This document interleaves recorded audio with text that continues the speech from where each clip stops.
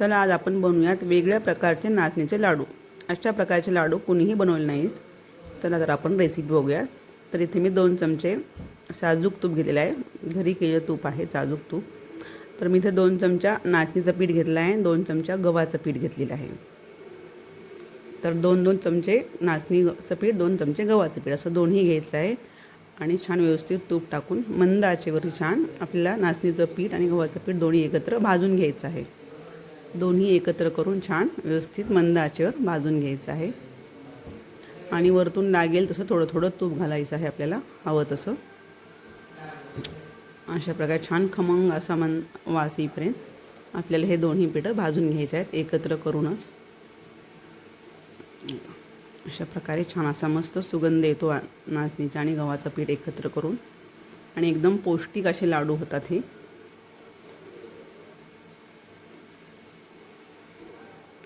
आणि एकदम मंद आचेवर मी हे दोन्ही पीठं भाजून घेतलेले आहेत आणि वरतून हवं तसं थोडं थोडं तूप घातलेलं आहे। तूप जास्त पण नाही टाकायचं, हवं तसं थोडं थोडं अगदी थोडंसं ओलसर होईपर्यंत आपल्याला तूप टाकून घ्यायचं आहे आणि अजिबात घाई न करता मंद आचेवर सगळं छान व्यवस्थित भाजून घेतलं आहे। अशा प्रकारे छान असा मस्त सुगंध येतो त्याचा। त्यानंतर मग आपण हे पीठ काढून घेणार आहोत।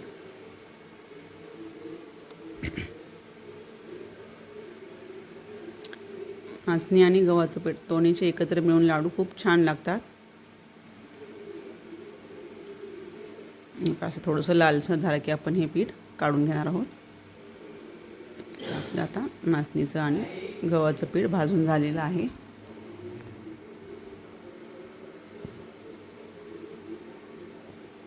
अशा प्रकारे आता मी काढून घेणार आहे। छान आपल्याला लालसर असं झालेलं आहे। आता आपण इथे काजू आणि बदाम दोन्ही एकत्र करून मिक्सरवरती बारीक करून घेणार आहोत। काजू आणि बदामाची पूड आपण नाचणीच्या पिठामध्ये घालून घ्यायची आहे। त्यामध्ये वेलची पावडर पण घालायची आहे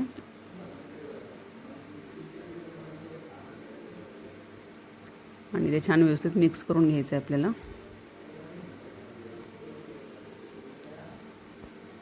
त्यामध्ये 2 ते 3 चमचे आपण पिठी साखर घालणार आहोत।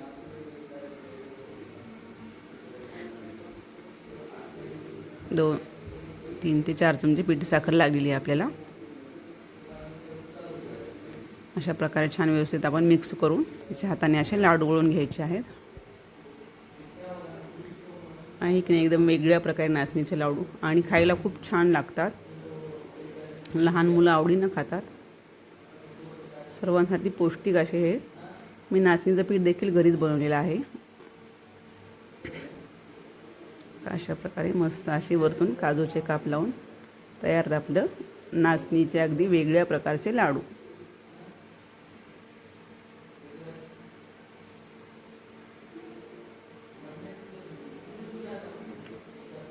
धन्यवाद।